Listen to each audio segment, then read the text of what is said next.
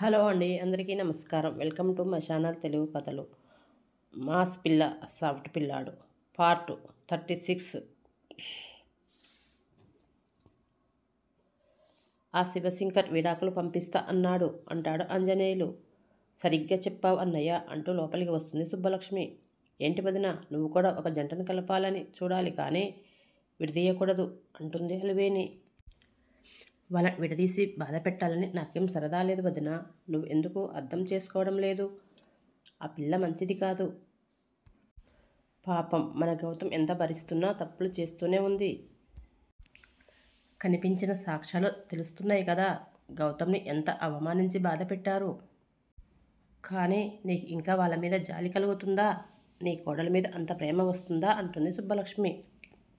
అది కాదు వదిన అని అలివేలు ఏదో మాట్లాడుతూ ఉంటే, ఆపు అలివేని, ఇంకేం మాట్లాడకు. ఈ విషయంలో ఇంకా చర్చ అనవసరం. రేపే డైవర్స్ పేపర్స్ వాళ్ళ ఇంటికి పంపిస్తాను అంటాడు ఆంజనేయులు సీరియస్గా.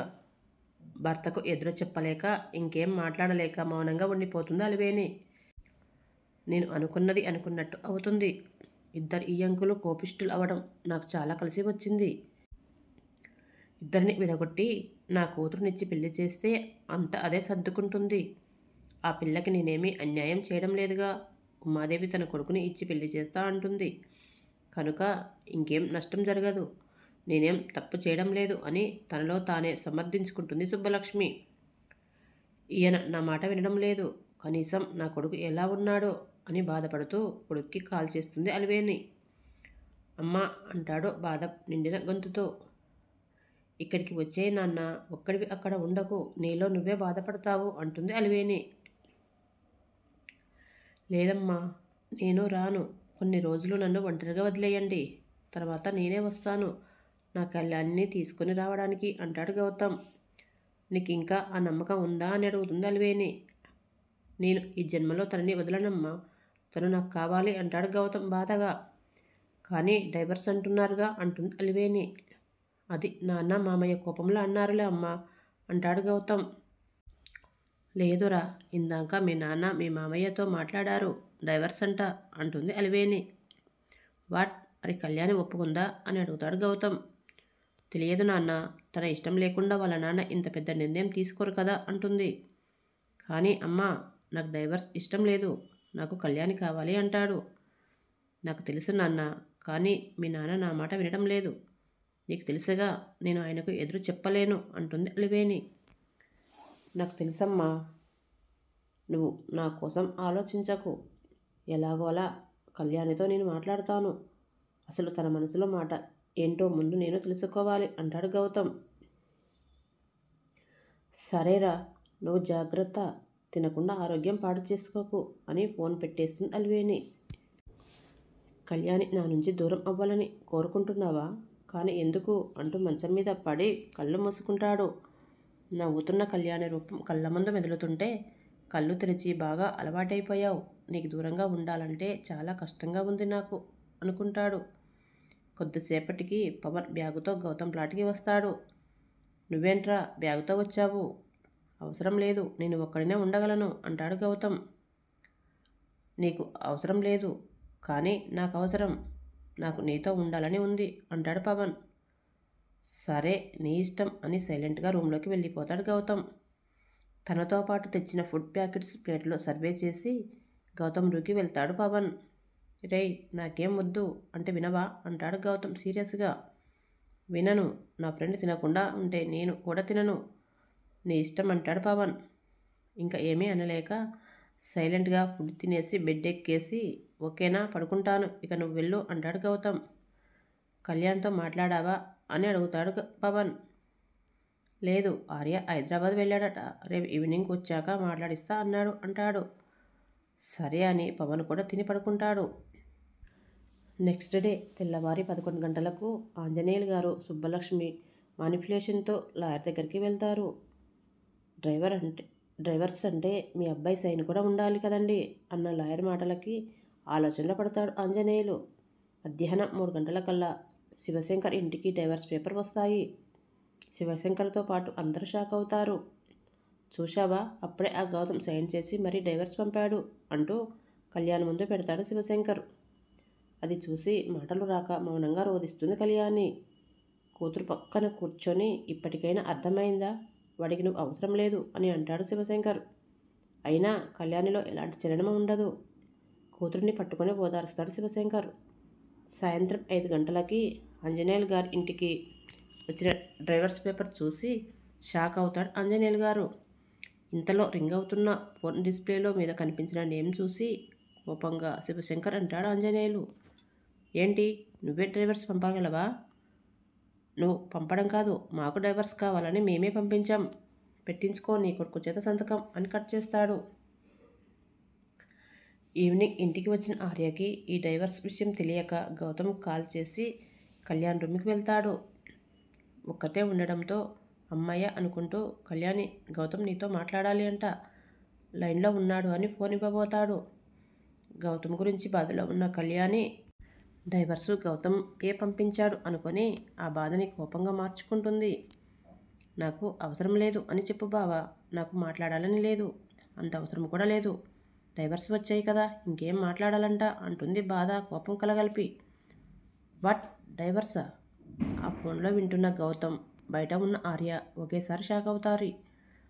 కళ్యాణి నాకు డ్రైవర్స్ పంపిందా? గౌతమ్కి ఒక్కసారిగా మైండ్ బ్లాక్ అయిపోతుంది. వెంటనే తల్లికి ఫోన్ చేసి విషయం ఏంటో కనుక్కుంటాడు. అవునురా, మీ మామయ్య కళ్యాణ్ చేత సైన్ చేయించి డ్రైవర్స్ పంపించారు అని చెప్తుంది అలివేణి. ఏమీ తోచక షాకులో అలానే ఉండిపోతాడు గౌతమ్. ఏమంటున్నావు? కళ్యాణి డ్రైవర్స్ షాక్గా అడుగుతాడు ఆర్య. అవును బావా, వర్మ నాకు డ్రైవర్స్ పంపించాడు అని ఏడుస్తూ చెప్తుంది కళ్యాణి. అదెలా సాధ్యం? గౌతమ్కి నువ్వంటే పిచ్చి, నిన్ను ఎలా వదిలేస్తాడు అంటాడు ఆర్య. నాకు అదే తెలియడం లేదు, నేను మంచిదాన్ని కాదు అని అనుకుంటున్నారేమో అంటుంది కళ్యాణి. అలా ఏం కాదు, నేను కనుక్కుంటానులే అంటాడు ఆర్య. వద్దు బావా, నువ్వేం మాట్లాడకు వర్మతో. అలా అయితే ఎలా? వర్మకి కావాలంటే తనే వస్తాడు. డ్రైవర్స్ కూడా పంపాక అలా అడిగించుకోవడం బాగోదు. అడిగి రిజెక్ట్ చేయించుకోవడం నాకు ఇష్టం లేదు అంటుంది కళ్యాణి. అలా కాదే, చెప్తున్నా కదా బావా, వద్దు అంటుంది కళ్యాణి. సరే అని అక్కడి నుంచి వెళ్ళిపోతాడు ఆర్య. ఏంటి, డ్రైవర్సా? షాకింగ్గా అడుగుతాడు పవన్. అవును, నాకు అదే అర్థం కావడం లేదు. ఇప్పుడు ఏం చేయాలో. ఇక్కడ కళ్యాణి అసలు ఆ విషయం గురించి మాట్లాడకు అంటుంది అంటాడు ఆర్య. మనం కలపాలి అనుకుంటూ ఉంటే వీళ్ళు ఏంటి వద్దు అంటారు? అదే కదా నాకు అర్థం కావడం లేదు అంటాడు ఆర్య. మనం కూడా వాళ్ళు చెప్పినట్టు చేద్దాం అంటుంది విద్య. ఏంటి? ఫోన్లో అభి, ఎదురుగా ఉన్న పవన్ ఒకేసారి అడుగుతారు. ఒక 10 days వాళ్ళిద్దరినీ డిస్టర్బ్ చేయకుండా ఉందాం. వాళ్ళ కండిషన్ ఎలా ఉందో చూసి అప్పుడు రెస్ట్ తీసుకుందాం, స్టెప్ తీసుకుందాం అంటుంది విద్య. కండిషన్ వాళ్ళు ఏమైనా పేషెంట్స్ అనుకుంటున్నావా? అబ్జర్వేషన్లో ఉంచడానికి అంటాడు పవన్. అబ్బా, నీకు అలా అర్థమైందా? నువ్వు చెప్పేది అలానే ఉంది మరి అంటాడు పవన్. పూర్తిగా చెప్పేది విను. వాళ్ళిద్దరు ఒకరిని ఒకరు దూరం అవ్వాలి అనుకుంటున్నారో లేక దూరం అవ్వలేకపోతున్నారో మనకి తెలుస్తుంది ఈ 10 daysలో. ఎందుకంటే అసలు ఈ డైవర్స్ గోల వాళ్ళ ఇద్దరి మైండ్స్ చెడిపోయి ఉంటాయి. ఆ విషయం కోసం ఏం మాట్లాడాలి అని అనుకోరు. అందుకే మనం కూడా కొంచెం టైం ఇవ్వాలి అని నేను అంటున్నా అంటుంది విద్య. ఈ ఐడియా బాగానే ఉంది, కానీ ఏదైనా తేడా జరిగితే అంటాడు పవన్. ఏం కాదు, ఈలోగా కళ్యాణ్ నుంచి ఆ వీడియోస్ ఫొటోస్ని తీసుకుంటాను. వాళ్ళని విడగొట్టే ప్రసక్తే లేదు అంటుంది విద్య. ఓకే అని కాల్ కట్ చేస్తాడు అభి. పర్లేదు, నీకు కూడా బ్రెయిన్ ఉంది అంటాడు పవన్. నీలా అనుకుంటున్నావా? మరి నీకన్నా నాకు డబ్బులు ఉంది అంటాడు. అందుకేనా వాళ్ళని ఎలా కలపాలి అని తంటాలు పడుతున్నావు అంటుంది విద్య. నీకు ఏదో అన్నీ తెలిసినట్టు చెప్తున్నావు అంటాడు. తెలియదు కానీ తెలుసుకునే మార్గం తెలుసు అంటుంది విద్య. ఏంటది?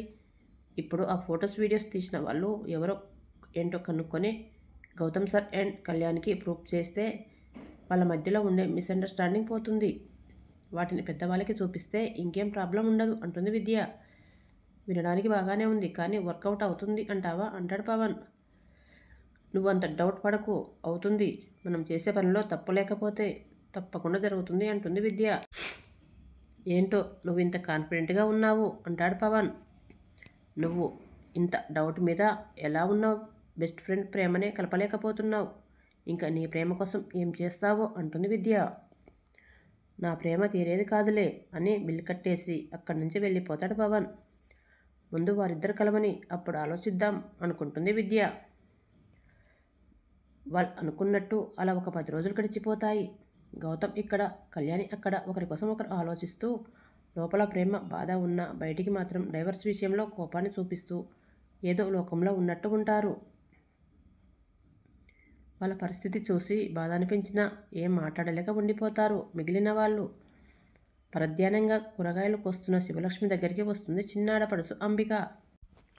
అయ్యయ్యో వదినా, చూసుకోవా, అంత పరధ్యానంలో ఉన్నావా అంటూ తెగిన వేలుని పట్టుకొని కడిగి మందు రాస్తుంది అంబిక. ఏమో అంబిక, నాకేం కనిపించడం లేదు. నా బిడ్డ అంత బాధలో ఉంటే నేను ఎలా ధ్యాసలో ఉంటాను అంటుంది శివలక్ష్మి. అవును వదిన, నాకు తెలుసు, కానీ మనం ఏం చేస్తాం? వాళ్ళని కలపాలి అనుకున్న విడాకులు తీసుకున్నాక ఇంకా ఇంకా దూరమైపోతున్నారు. ఏం చేయలేకపోతున్నాం అంటుంది అంబిక. అవును అంబిక, పోనీ మాట్లాడదామంటే మీ అన్నయ్య ఇంట్లో ఆ విషయం గురించి మాట్లాడొద్దు అని కరాఖండిగా చెప్పేశారు అంటుంది శివలక్ష్మి. బాధపడకు వదిన, గౌతమ్ వాళ్ళ అమ్మగారితో మాట్లాడడానికి నేను ట్రై చేస్తాను. గౌతమ్ ఎలా ఉన్నాడో అంటుంది అంబిక. నేను చాలాసార్లు అనుకున్నాను అంబిక, కానీ కుదరలేదు అంటుంది శివలక్ష్మి. ప్రయత్నిద్దాం వదిన అంటుంది అంబిక. విద్య అప్పుడప్పుడు కళ్యాణ్తో మాట్లాడుతూ ఉండేది. అలా ఒకరోజు కళ్యాణ్ దగ్గర నుంచి ఆ ఫొటోస్, వీడియోస్ తీసుకుంటుంది. కళ్యాణి ఫొటోస్, వీడియోస్ పంపించిందా హ్యాపీ అడుగుతాడు పవన్. ఇక మన పని మనం మొదలు పెట్టాలి. కాఫీకి షాప్కి రా అనేసి కాల్ కట్ చేస్తుంది. పవన్ వచ్చేసరికి విద్య ఫోన్ చూసుకుంటూ ఉంటుంది. ఏంటి తెగ వెతికేస్తున్నట్లున్నావు, ఏమైనా దొరికిందా అని అడుగుతారు పవన్. ఈ వీడియోస్ చూడు, తామ్రం మీద కావాలనే గౌతమ్ సార్ పడినట్లు ఉంది. అది కూడా మన బ్రాంచ్ కాదు అంటుంది విద్య. మన బ్రాంచ్ కాదా అని అడుగుతాడు. సరిగ్గా చూడు అంటూ వీడియో చూపిస్తుంది. అవును, ఇది వేరే బ్రాంచ్. అక్కడ తామ్ర ఏం చేస్తుంది అంటాడు పవన్. ఏమో, అండ్ ఇంకొక ఫోటో చూడు అంటూ చూపిస్తుంది. ఇందులో కూడా తామ్రనే ఉంది అంటాడు పవన్. ఎస్, అసలు తామ్ర ఎందుకు ఉంటుంది ఎక్కువగా అంటుంది విద్య. గౌతమ్ని ప్రేమిస్తున్నాను అని, లేకపోతే సూసైడ్ చేసుకుంటాను అని ముందు బెదిరించింది.